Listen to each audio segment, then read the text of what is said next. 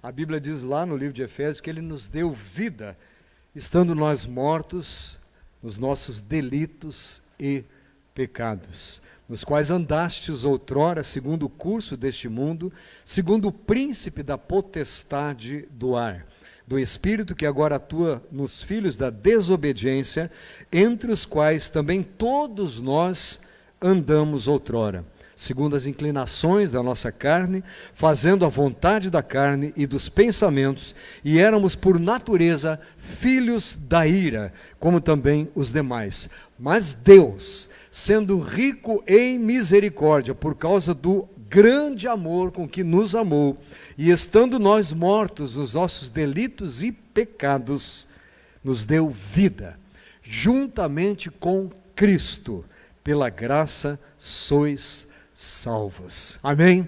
Glória a Deus. Essa, na verdade, é uma retomada do texto da semana passada, em que encerrávamos a mensagem dizendo que pela graça sois salvos mediante a fé. Hoje, Dia Internacional da Amizade, eu quero lembrar que Jesus é o nosso amigo verdadeiro, que não falha conosco. Ele, numa ocasião, disse para os seus discípulos: olha, eu nem chamo vocês mais de servos, porque um servo não sabe o que o seu senhor faz. Eu chamo vocês de amigos. Então, ele quer ser o seu amigo, ele é um amigo bem presente, e ele é um amigo melhor do que nós, não é assim limitado, não é assim que de vez em quando pisa na bola, enfim, ele não falha conosco. Glória a Deus, amém. A pergunta que eu quero responder junto com você, analisando a Bíblia hoje, é: para quem Jesus veio? Se a Bíblia diz que Ele nos deu vida quando nós estávamos mortos, quem são estes para quem Ele veio dar vida? Quem são estes para quem Ele veio e quem são os que vão a Ele em resposta à vinda e ao chamado do Senhor? Quando nós lemos o texto mais conhecido da Bíblia, provavelmente do mundo todo, João 3,16, diz que Deus amou o mundo de tal maneira que Ele deu o seu Filho unigênito para que todo o que nele crê não pereça, mas tenha a vida eterna. E no versículo seguinte diz: porquanto Deus enviou o seu Filho ao mundo, não para que julgasse o mundo, mas para que o mundo fosse salvo por ele. Com toda certeza, a nossa salvação passa pelo entendimento de que Ele veio não para nos julgar, Ele veio para nos salvar. Ele é a nossa salvação, nele está a nossa salvação, Ele é a graça de Deus personificada, feita carne, que habitou entre nós para nos dar vida quando nós ainda estávamos mortos. Paulo, quando escreve a sua carta aos Romanos, usa uma expressão acrescentando essa explicação toda. Ele diz: olha, Deus prova este amor para conosco no fato de ter Cristo morrido por nós, sendo nós ainda pecadores. Portanto, de acordo com uma análise preliminar, sucinta, superficial da Bíblia, já descobrimos que Ele não veio para quem merecia, Ele não veio para quem já estava preparado, Ele não veio para quem se julgava superior aos outros, ou quem achava que tinha alguma argumentação para dizer: eu mereço que Deus me salve, ou que Ele faça alguma coisa por mim. A Bíblia chega a dizer que Deus encerrou, colocou todo mundo debaixo da lei. Todos nós fomos colocados na mesma situação, sem salvação, exatamente para que todos nós, sem exceção, dependêssemos única e exclusivamente do caminho providenciado pelo Senhor ao vir se fazer carne, ao vir para a terra para nos buscar. Então, glória a Deus, que Ele veio não para julgar, mas para salvar o mundo, graças a Deus. Quem são então aqueles para quem Ele veio? Mateus capítulo 11, versículo 28, diz que, numa expressão muito profunda, Jesus diz: vinde a mim todos vós, que estáis cansados e sobrecarregados, todos os que estáis cansados e sobrecarregados, e eu vos aliviarei. Paralelamente à resposta de para quem Ele veio, nós precisamos analisar quem são os que vão a Ele. Se nós queremos chegar a Ele cheios de justificativas, de justiça própria, não vamos chegar a Ele. A Bíblia chega a dizer que nós precisamos nos considerar pobres, cegos e nus, para que Ele nos faça ricos, para que Ele nos faça ver e para que Ele nos vista, e não é de qualquer forma, nos vista de vestiduras brancas, simbolizando os atos de justiça dos santos, glória a Deus. Mateus então diz, lá no seu versículo 28 do capítulo 11, que Ele veio e quer que nós venhamos a Ele quando estamos cansados e sobrecarregados, e Ele vai nos aliviar. Mais uma vez, isto é contra a lógica humana. Nós entendemos que se vamos a alguém, precisamos merecer. Por exemplo, quando você vai falar com o seu gerente, com o seu superior, com o seu chefe, você espera o momento adequado. Talvez você tenha preparado toda uma argumentação, mas você espera merecer ouvidos da parte dele. Assim é na nossa vida, no dia a dia. A criança, quando vai falar com o pai, com a mãe, ela tem no início uma certa liberdade, mas quando ela pretende alguma coisa um pouquinho mais profunda, ela precisa entender que ela está merecendo alguma coisa. Mas com Deus, não é assim que funciona. Ele diz, olha, venha quando você está cansado, quando você está arrebentado, quando você está sobrecarregado. Quero perguntar aqui, honestamente, todos que estão aqui, não dá para ver você que está em casa, você vai levantar a mão, mas quem é que já está cansado dessa pandemia? Levanta a mão para mim, por favor.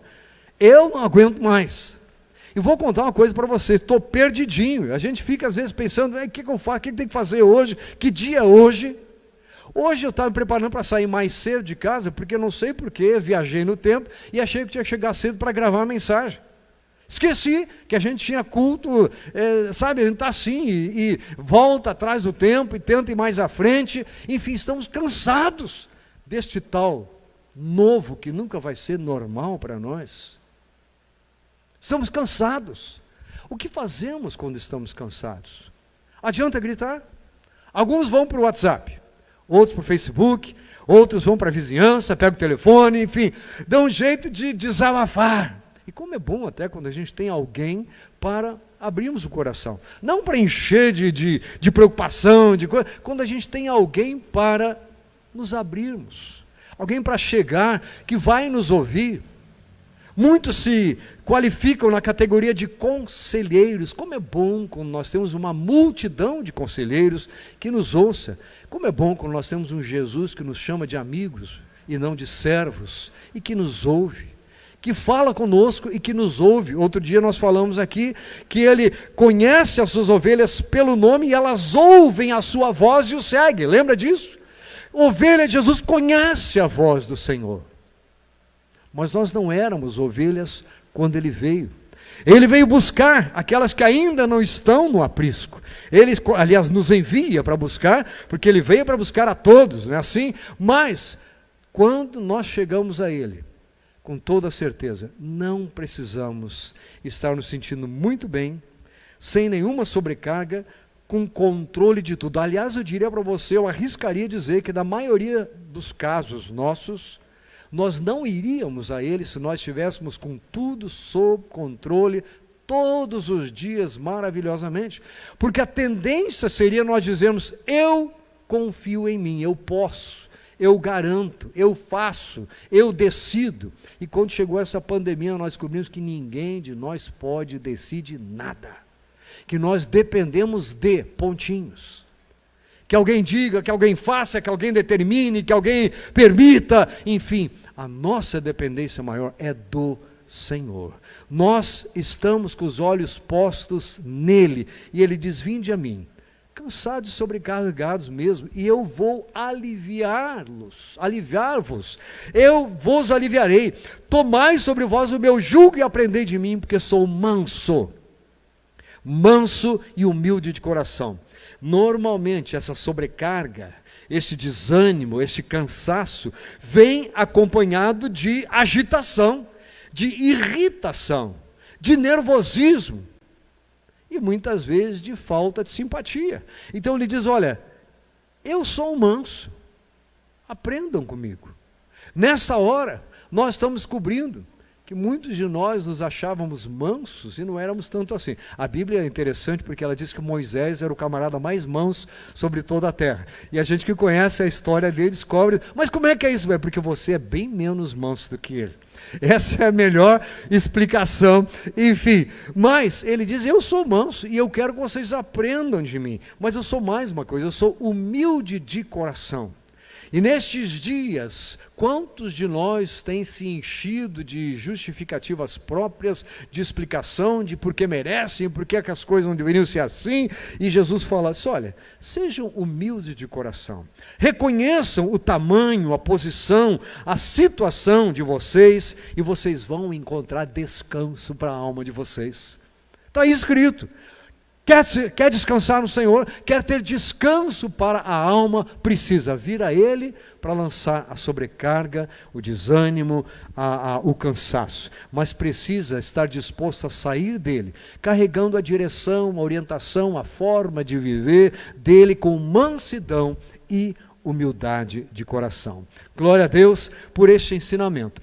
Viajando lá para o Antigo Testamento, Isaías, no seu livro, que depois foi numerado com o capítulo 55, no versículo 1 diz assim, todos vós, os que tendes sede, vinde às águas, e vós, os que não tendes dinheiro, vinde, comprai e comei, sim, vinde e comprai, sem dinheiro e sem preço, vinho e leite. Por que gastais o dinheiro naquilo que não é pão? E o vosso suor naquilo que não satisfaz. Eu vou ler de novo. E o vosso suor naquilo que não satisfaz. O que satisfaz você? Se você for honesto, você vai dizer, pessoal, eu nem sei. Eu sei de algumas coisas que eu gosto. Mas sair satisfeito é mais do que gostar. Sair satisfeito é sair realizado, sair sentindo-se completo, sem falta de nada, tenho tudo de que eu preciso. Isaías, lá atrás, antevendo o que seria a ação de Jesus na vida de todos aqueles que o aceitassem, ele diz, venham às águas, os que têm sede. Estão com sede, precisam de alguma coisa, e sede é aquela primeira necessidade. A gente consegue passar sem comida mais tempo, mas sem beber água. Até alguém colocou aqui um copinho aqui para me ajudar, ótimo, né? Enfim, sem água é mais difícil de aguentar mais tempo. Então ele compara aquilo que a gente sente lá dentro com sede de água, dizendo, Jesus veio para os que têm sede de alguma coisa, sede de justiça, sede de vida, sede de respostas, sede de ânimo novo, sede de as coisas andarem direito, sede da presença de Deus. Ele diz, venham, bebam de mim, venham às águas, só que venham mesmo sem ter dinheiro, porque respondendo à pergunta, para quem ele não veio para os ricos e abastados. Aliás, ele chega a dizer, olha, o evangelho está sendo pregado para os pobres. Como eu disse há pouco, eu tenho que me considerar pobre, eu não tenho que ser pobre para chegar a Jesus, mas me considerar no sentido de saber que tudo que eu tenho, que eu possa vir a ter algum dia, não chega mais nem perto do valor daquilo que o Senhor tem para mim. Então, quando ele diz, venha para comprar sem dinheiro, é porque ele entende que há diferenças entre nós, de pessoa para pessoa. Sabe aquela expressão de que todos são iguais perante a lei, só que uns são mais iguais que outros. Isso é assim no nosso mundo. Mas diante do Senhor não, realmente Ele não nos trata com acepção de pessoas. Então Ele olha para nós e Ele diz, para mim todos vocês têm a mesma necessidade, e eu tenho a mesma vontade de suprir esta necessidade, eu tenho a mesma vontade de deixar feliz, realizado todos vocês. Então Ele diz, venham sem dinheiro, venham, sim, comprem, comam, venham e comprem sem dinheiro, sem preço. Não há preço, até porque o preço era impagável. Nada neste planeta, nada que existia aqui poderia pagar pela nossa salvação, fosse de um homem sequer. Mas isso foi pago, por Jesus naquela cruz. Este é o significado da morte de Jesus. O pecado precisava ser condenado, precisava ser punido, precisava ser pago. E Jesus fez isso no nosso lugar. Quando Ele veio e se fez carne e habitou entre nós, Ele disse: agora eu sou um de vocês, e eu vou viver como vocês deveriam ter vivido. Para que nós possamos anular os efeitos prejudiciais, mortíferos da lei, sob a qual Deus encerrou a todos. E Ele vai lá embaixo da lei para nos resgatar e nos tirar de debaixo da condenação que pairava sobre as nossas cabeças. Glória a Deus por este trabalho tão maravilhosamente cumprido por Jesus. E Ele continua dizendo: então por que é que vocês gastam dinheiro naquilo que não satisfaz, naquilo que não é pão? Por que é que vocês gastam suor? Por que é que vocês suam tanto correndo atrás daquilo que não satisfaz? O diabo, nosso inimigo, é astuto. Ele é especialista em inventar para nós necessidades. Ele é especialista em classificar a nossa satisfação. Ele é especialista em enganar o nosso pensamento e dizer: olha, você não tem isso, você não tem aquilo, olha para o outro, olha lá o vizinho, olha quem aquilo está acontecendo. E ele começa a desviar a atenção de tudo aquilo que Jesus fez por nós e disse: venham, porque aqui não se paga nada. Aqui eu já paguei. Por quê? Gastais dinheiro naquilo que não é pão. Nós vivemos numa sociedade consumista. Somos ensinados desde pequenos o que é que vale mais, qual é o celular que eu tenho que comprar, que relógio eu tenho que ter, que sapato eu preciso colocar nos pés, enfim, que carro eu preciso comprar. E alguns, pastor, está longe de mim, mas lá no fundo você diz assim: mas eu gostaria de ter, de poder. Quem de nós não gostaria de sentar dentro de uma Ferrari e dirigir uma Ferrari? Eu gostaria. Eu sei que não vai acontecer. Um dia eu tirei uma foto do lado de uma, estava lá na Itália com um colega, a serviço. Estava fazendo trabalho numa empresa e a gente foi no final de semana dar uma saidinha. Eu vi o carro, olhei para um lado, olhei para o outro e falei para ele: bate a foto. Aí eu fiz de conta que eu ia abrir a porta assim, ele bateu a foto. A turma dava risada só de chegar perto, mas a mão não estava nem encostando na maçaneta da Ferrari. Enfim, só para guardar a foto e para brincar com os colegas depois. Não, é assim que a gente andou por lá e etc. Né? Pois é, por que vocês gastam dinheiro naquilo que não é pão? O que ele está dizendo aqui: vocês estão sendo enganados. Por isso Jesus lá, quando chega, ele diz: olha, onde tiver o coração de vocês, onde tiver o tesouro de vocês, ali está o coração. O que tem valor? No que é que você investe o seu dinheiro, a sua vida, o seu tempo, a sua força, a sua energia? Por que é que você sua tanto por causa daquilo que não satisfaz?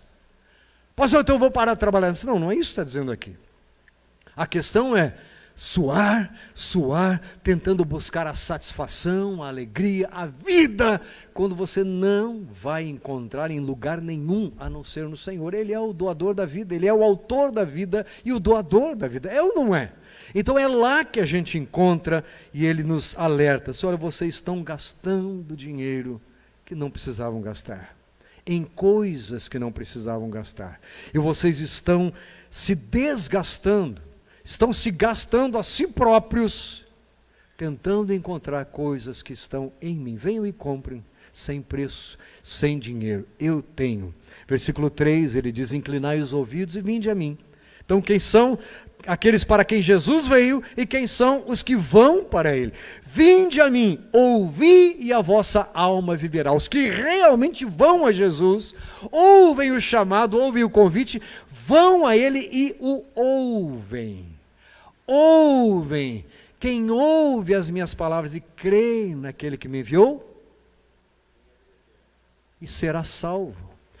Ir ao Senhor, porque Ele veio. A resposta que nós precisamos dar é: Senhor, já que Tu vieste, eu te ouço. Fala, Senhor, fala comigo, me dá entendimento, fala ao meu coração. Vinde, inclinai os ouvidos, vinde a mim, ouvi e a vossa alma viverá, porque convosco farei uma aliança perpétua. Aleluia, glória a Deus.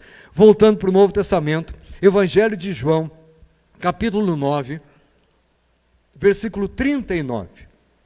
Prosseguiu Jesus: eu vim a este mundo para juízo, a fim de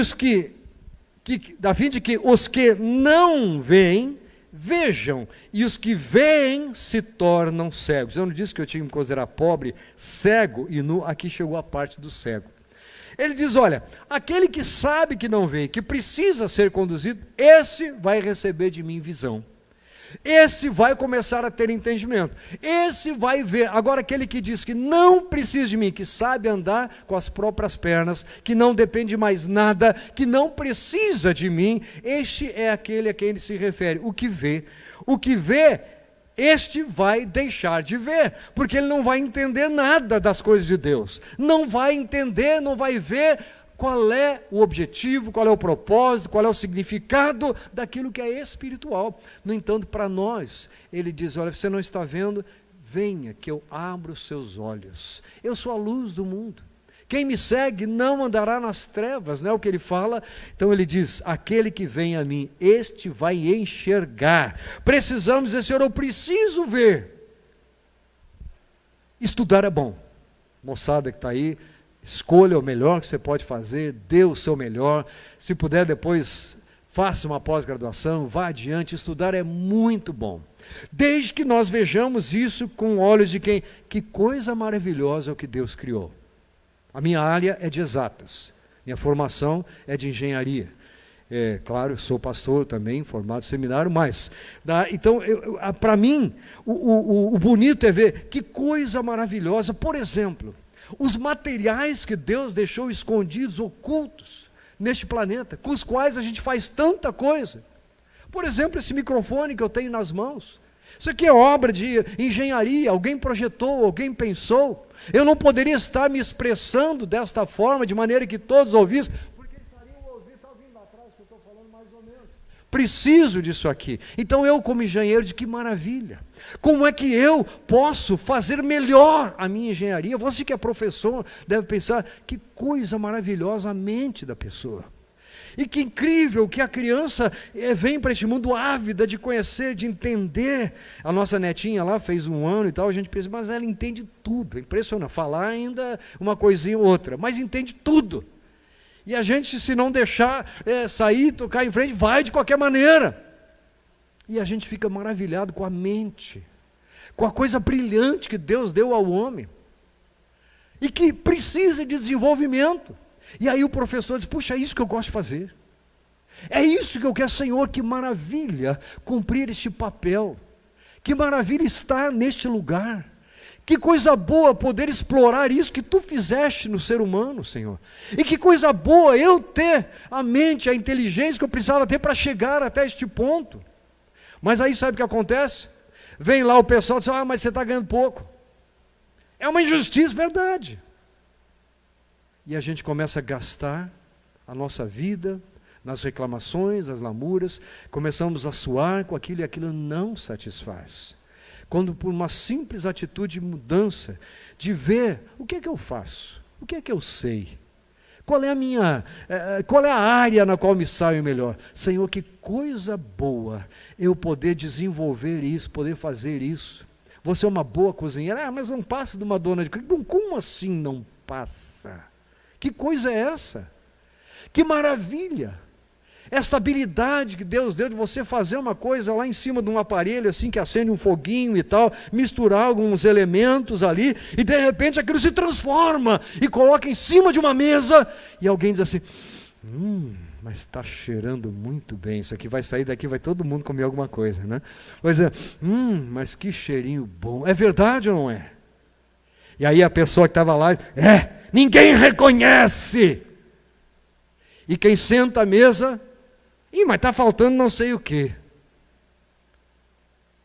Eu tenho procurado me policiar e dizer, Senhor, obrigado pelo paladar. De que adiantaria pratos tão saborosos se eu não tivesse paladar? Já pensou? Estava falando lá para as netas dos sentidos e tal, para a mais velhinha agora, né? Os sentidos, quais são e etc. Então, paladar. Que coisa maravilhosa é o paladar. Senhor, obrigado. Porque ontem eu comprei, passei propaganda para os irmãos, lá de um outro irmão que está fazendo aí delivery de churrasco. Eu comprei a picanha dele. Coisa boa! Coisa maravilhosa! Estava bom demais. Mas de que adiantaria olhar para aquele negócio e tal? Não tem gosto. Aliás, a Covid é terrível, né? Porque diz que tira a maneira, tira o paladar, enfim. Eu espero que não pegue esse negócio aí nenhum de nós. Enfim.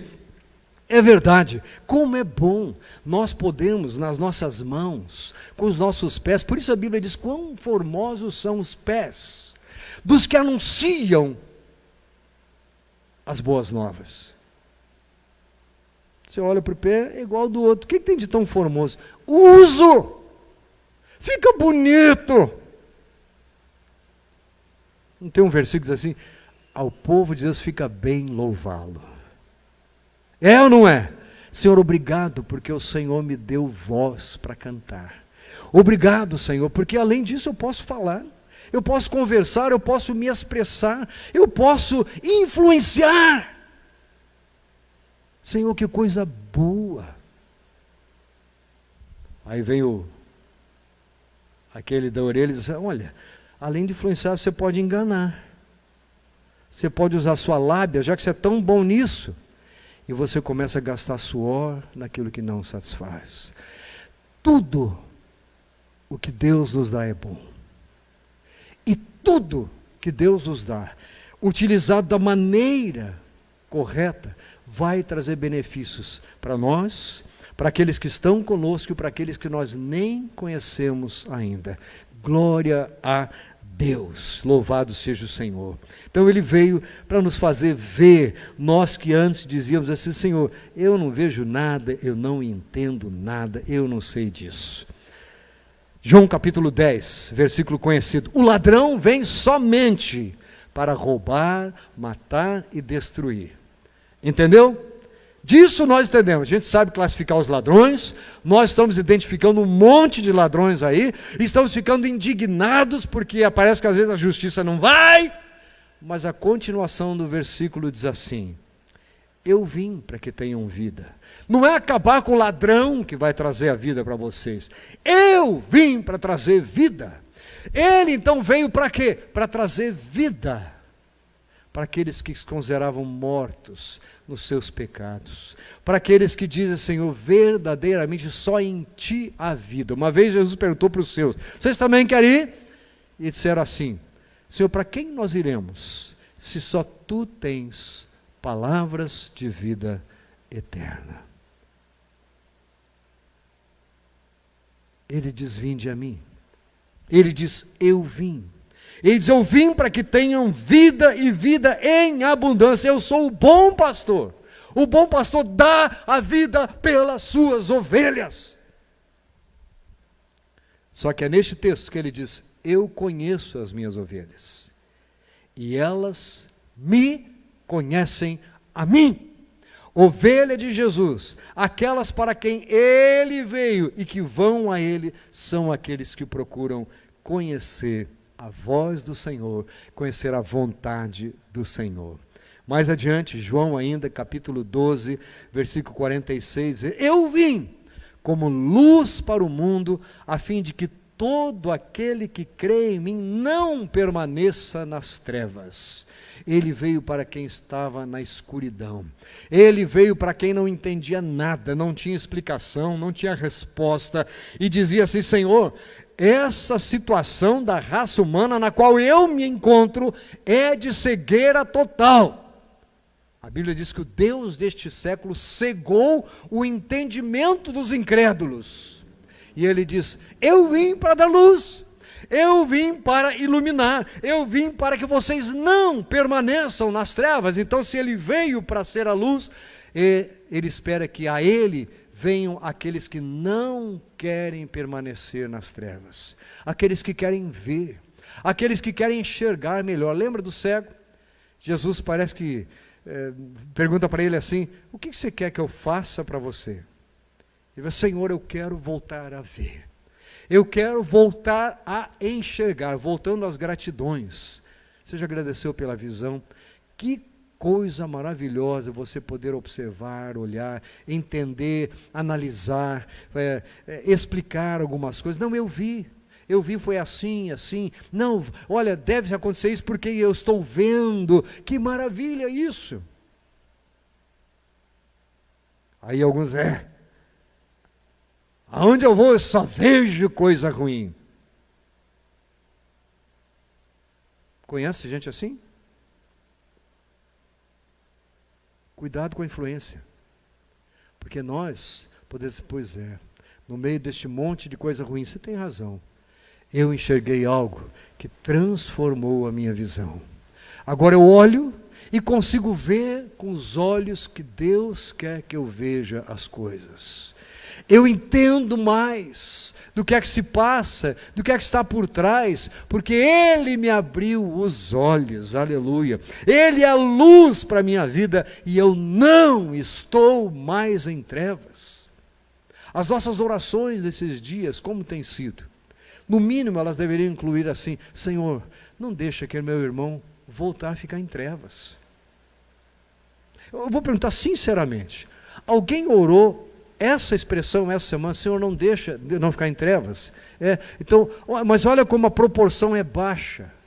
Porque nós oramos: Senhor, eu preciso disso, preciso daquilo, o Senhor me dá aquilo, faz não sei o que por mim, me ajuda, abre tal porta, etc, etc. Senhor, que risco de as pessoas ficarem em trevas nós estamos vivendo. Senhor, ficar em trevas não é bom para ninguém. Eu já estive lá. Eu não quero estar e não quero que aquele meu irmão, aquela minha irmã entre nessa situação. Senhor, abre os olhos dele ou dela. Ajuda-o, ajuda a enxergar, a ver, Senhor, as maravilhas que Tu estás me ajudando a ver. Lembra daquele caso lá, do moço que foi lá para o profeta: Senhor, olha o exército inimigo. Lá pelas tantas ele fala assim: Senhor, abre os olhos dele. Lembra disso? E aí ele abre os olhos e vê cavaleiros, e ele vê o exército de Deus, que era muito, muito, muito superior àquele exército que estava cercando um só homem, que era para eles o problema, o profeta. E a Bíblia diz que mais são os que estão conosco, maior é aquele que está em nós que o que está no mundo, e mais são os que estão conosco. Mas depende de com que ótica eu olho, para onde eu olho, como é que eu analiso, como é que eu uso essas faculdades que Deus me deu para permanecer em trevas. Os olhos do homem são a porta da alma, não é assim que fala o versículo, não é assim? Como é que diz lá? E aí diz assim: olha, e se ele não conseguir enxergar isso, que grandes trevas serão. Que grandes trevas, quando a pessoa não quer enxergar, quando ela não entende que está em trevas e não quer sair daquela situação. Então, glória a Deus, porque se nós estávamos em trevas, não precisamos mais estar. Senhor, eu não entendo. Entender, talvez a gente parta daqui e não tenha entendido algumas coisas. Cuidado para não cair naquela armadilha preparada pelo inimigo, que é o especialista em armar arapucas no nosso caminho, e que ele diz assim: olha, você precisa entender tudo, porque senão você não pode acreditar em Deus. Cuidado, tem coisas que você vier perguntar para mim, eu vou responder assim: olha, humildemente, eu não sei, mas isso não afeta a minha fé.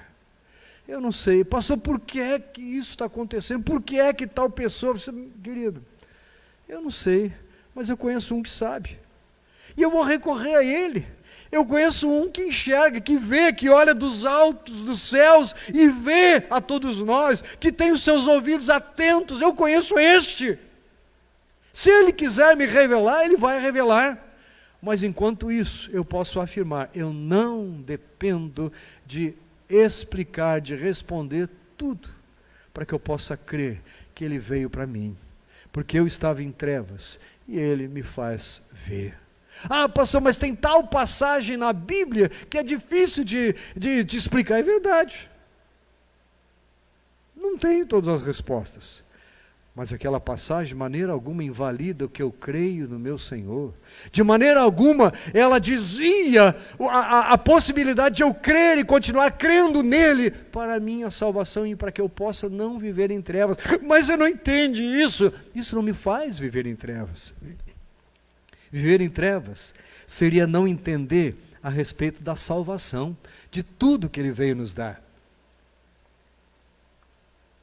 E hoje, graças a Deus, vivemos com os olhos abertos, entendendo as coisas do Senhor. Amém? Ainda em João, um pouquinho adiante, capítulo 12, versículo 47. Se alguém ouvir as minhas palavras e não as guardar, eu não julgo, porque eu não vim para julgar o mundo, e sim para salvá-lo. Se no outro ele diz que veio para juízo, não quer dizer que ele veio para julgar. Ele veio porque a vinda dele marcou a diferença entre aqueles que querem ver e que não viam, e aqueles que acham que vêm e que não precisam ver. No entanto, ele diz, julgamento eu não vim para fazer, eu vim para salvar. Glória a Deus, ele veio para te salvar. Muita gente te julga, talvez você mesmo deixe um peso terrível chegar na consciência, mas tem isso, eu preciso ajeitar aquilo, e talvez você até tenha razão, mas sabe uma coisa? Não é para ir para ele cansado e sobrecarregado. Senhor, eu tenho esse negócio aqui, eu queria tanto resolver isso. Eu sei, Senhor, que não é porque eu resolvi ou não consegui resolver que o Senhor não me recebe, mas eu quero a tua ajuda, o Senhor pode me ajudar? E ele responde, eu vim para te salvar, eu vim para salvar você. Reconheça nele aquele que pode. Quem me rejeita e não recebe as minhas palavras, tem quem o julgue. A própria palavra que tenho proferido, essa o julgará no último dia. No entanto, se nós olhamos para a palavra dele e entendemos que ela é o que nos salva, que nos dá entendimento, que nos conduz, glória a Deus. Indo lá para a carta de Pedro, mais para o final da palavra, da Bíblia, diz lá na segunda carta, capítulo 3, versículo 9, não retarda o Senhor a sua promessa, como alguns a julgam demorada, pelo contrário, ele é longânimo para convosco, não querendo que nenhum pereça, senão que todos cheguem ao arrependimento. E ele está se referindo aqui, ele vai voltar. E ele não está demorando. O que acontece é que ele está esperando que mais alguns sejam salvos. Ele está dando a oportunidade, porque a promessa ele fez e ele vai cumprir. A promessa que ele disse que voltaria, ele disse, olha, ele vai voltar, eu vou e volto. Quando eu tiver preparado o lugar, eu vou voltar. Ele vai cumprir muito em breve, mas dê graças a Deus, Senhor. Por que está acontecendo isso, Senhor? Em vez de reclamar, mais uma vez de lamuriar, Senhor, obrigado, porque mais alguns estão tendo a oportunidade de te conhecerem. Obrigado, Senhor, porque a nossa fé está sendo provada. Senhor, ajuda os meus irmãos a passarem nesse teste. Ajuda a chegarem lá no final sem ficarem procurando quem foi o culpado, quem é que não fez, quem não visitou, quem não foi, quem não me deu atenção. Outro dia soubemos uma necessidadezinhas assim, pequenas, mas é tão simples de resolver, pronto, papum, está resolvido. Mas que para a pessoa dizer, olha, não tenho como, o que é que eu faço, para onde eu vou, etc. Basta fazer e saber. Você tem grupo de comunhão, você tem gente que mora perto da sua casa. Se não tem, deveria ter. Eu vou falar uma coisa aqui para você, olha, devia parar a transmissão aqui. Olha, membro desta igreja faz parte de um dos grupos de comunhão. Não, pastor, mas eu fui recebido como? Se você não é membro, se você não participa de um grupo, não tem o seu nome ligado a um grupo, não estou dizendo que você tem que frequentar, porque às vezes eu entendo, você estuda à noite, tem outros compromissos e tal, mas você está ligado a um grupo, tem que estar, e aí você me protege, porque você não sabe como é difícil saber de coisas depois da hora. Teve uma ocasião aqui, até hoje esse negócio, tanto que eu vou falar de novo, você passou falando disso de novo. Teve uma ocasião que uma pessoa estava enterrada quando eu fiquei saber que ela tinha morrido. E o pessoal acha que vem sempre um anjo, fala, ô Mauro, como é que você está? Olha, é o seguinte, fulano morreu, fulano acha que é assim, porque, cara, você tem uma rede de comunicação pelo seu grupo, mas tem que estar ligado num grupo. Estou cobrando aqui quem é coordenador, estou cobrando quem não é coordenador. Junte-se a esse pessoal, faça contato, mantenha contato. O seu coordenador sabe como é que foi a sua passagem nesses dias, aí, como é que você está indo, ele sabe, deveria saber. Ah, mas ele não vem perguntar, mas quem disse que ele tem que perguntar? Se ele tem que perguntar, quem vai cobrar somos eu e o pastor Edson.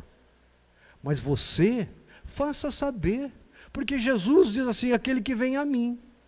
Nós também temos que ir buscar, nós temos aí todos os recursos, porque o povo ouve a palavra dele e cumpre. Agora, referindo-se à promessa, ele diz, alguns acham que ele está demorando, e muito dessa demora desapareceria se nós nos comunicássemos melhor.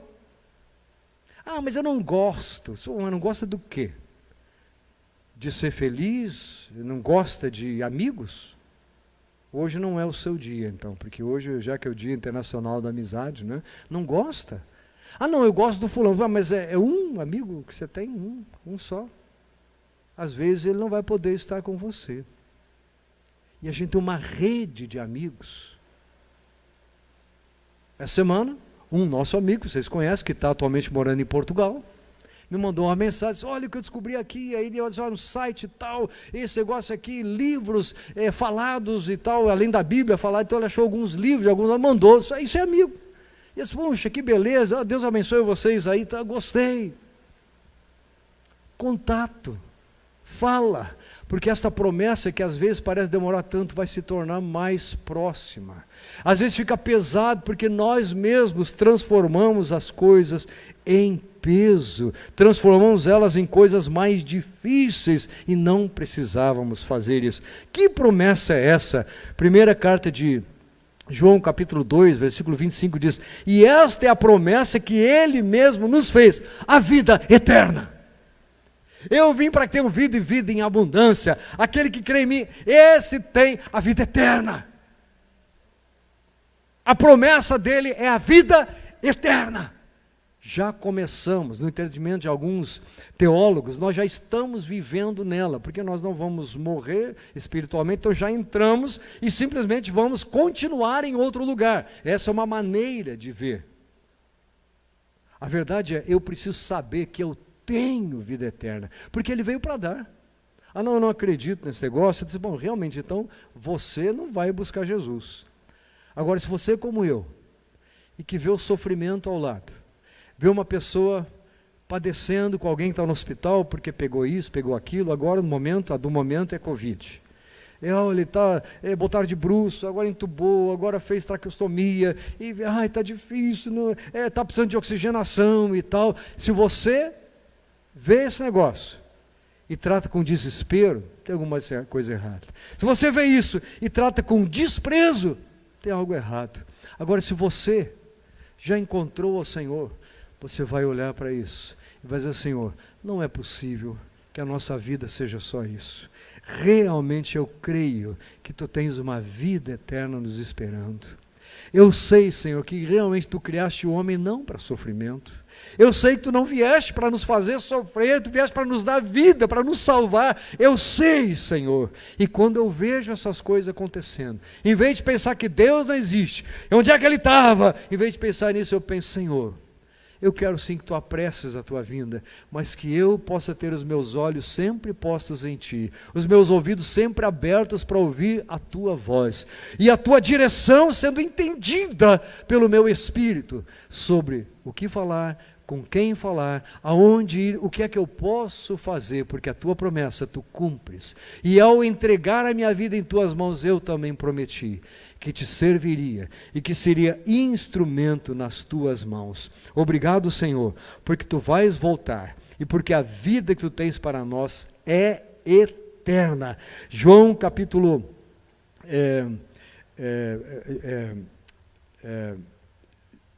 João 1, que tem aquela passagem que diz, ele veio para o que era, João 1, versículo 10, diz, 11, desculpa, ele veio para o que era seu, e os seus não o receberam. Então ele veio, Ele veio para o que pertencia a ele veio para o que era seu. Neste caso em particular, estava se referindo a um povo determinado. Mas ele veio. Agora ele diz, independentemente de que povo, se era desse para quem ele veio, ou dos outros, a todos quantos o receberam. Então ele veio para ser recebido. E os que vão a ele são os que o recebem. A todos quantos o receberam, deu-lhes o poder de serem feitos filhos de Deus. Quando pergunto para você, o que você é? Sinceramente, o que vem na nossa mente é a nossa profissão, a nossa graduação, é verdade ou não é? Mas deveria vir, eu sou filho de Deus. Agora, além disso, eu me formei em tal coisa, eu tenho tal especialização, eu sou capacitado nesta área, eu me desenvolvi mas acima de tudo eu sou filho de Deus porque é aquilo do que Ele me chama. Eu sou amigo de Jesus porque é aquilo do que Ele me chama. Eu sou salvo porque é o que a Bíblia diz que eu sou. Eu sou mais que vencedor porque é o que a Bíblia diz que eu sou. Eu sou alguém que tem um nome escrito no livro da vida porque é o que a Bíblia diz que eu tenho. E a palavra de Deus não volta vazia. Tudo o que nós estamos vendo ser editado, agora é interessante, porque eu acreditava piamente em imprensa e coisa assim, há muitos anos e tal, né? Eu era crédulo. Agora a gente descobriu que todo mundo mente. Mas a Bíblia diz que Deus não pode mentir. A palavra dele é a verdade. Jesus é a verdade. Então, querido, eu quero dizer para você que você tem o que de melhor um ser humano pode ter. Você tem vida eterna, você tem a direção do Senhor, você tem aquele que veio para ser recebido e você o recebeu. Você tem o melhor grau, o melhor título que alguém poderia ter na face da terra: Filho do Altíssimo, Filho de Deus. Glória a Deus, louvado seja o Senhor. Amém? Tem dúvida disso? Tem ainda dúvida sobre isso? Você que está nos assistindo, a Bíblia diz que pela fé nós podemos receber a Jesus. E este versículo, João 1,12, diz: aqueles que o receberam são tornados, são transformados em filhos de Deus. Gostaria de convidar você a orar nesse momento. Se você já é filho, uma oração de gratidão, dizer: Senhor, obrigado por tudo que tens feito, obrigado por esta igreja, obrigado pelo que eu ouvi hoje, obrigado porque eu posso vir e ir, eu posso sair da minha casa, vir para cá, voltar, obrigado porque eu posso fazer essa comida, obrigado porque eu posso comprar este pão na padaria, obrigado porque eu posso atravessar essa rua, obrigado porque eu posso usar esta mente em coisas que me ajudam a esperar o dia em que o Senhor vai voltar, porque a promessa está feita. A promessa foi feita e Ele não vai deixar de cumprir a sua promessa. Posso ouvir um glória a Deus aí? Aleluia. Vamos ficar de pé e vamos orar. Vamos encerrar com oração nosso culto. Louvado seja Deus. Deus é bom, querido. Deus é bom e a sua misericórdia dura para sempre. Aleluia. Obrigado, Senhor, porque a tua palavra, que não volta vazia, mais uma vez foi recebida, ouvimos, recebemos aqui e aceitamos e estamos tomando decisões. Cada um de nós, Senhor, dentro da sua necessidade do momento, dentro do que estamos vivendo agora, cada um de nós está tomando uma posição diante de Ti. Talvez haja aqueles que estejam desprezando, mas quero crer, Senhor, que a grande maioria está dizendo: eis-me aqui, Senhor, para cumprir a Tua vontade, para fazer o que Tu quiseres, para andar no Teu caminho, para Te obedecer, porque eu tenho uma promessa, porque eu tenho vida e eu tenho vida eterna, porque eu tenho a quem levar a minha canseira e a minha sobrecarga. Obrigado porque hoje mesmo o Senhor está aliviando e me dando forças para eu continuar prosseguindo. Ajuda-nos, Senhor, que possamos ver entre os irmãos aqueles por quem precisamos orar, no sentido de fazer com que não percam a visão, que não retrocedam, que não desanimem, que não fiquem prostrados no meio do caminho e que prossigam para o alvo, Senhor, porque é para lá que nós vamos. Obrigado porque um dia nós pudemos te receber aceitando o teu convite, e obrigado porque conhecemos o teu nome e a tua voz. Senhor, há alguns que estão nos assistindo hoje e que talvez estejam entregando a sua vida. Senhor, em nome de Jesus, transforma esta vida, entra neste coração, entra neste lar, nesta família, que estejam sendo aceitos neste momento por Ti, como Tua palavra diz, Tu fazes, e eles mesmos, Senhor, indo a Ti, Pai querido, para buscar-Te como Senhor, como Salvador de suas vidas. Entra neste lar, entra nesta vida, aceita este convite, no nome de Jesus. Obrigado, Senhor. Amém.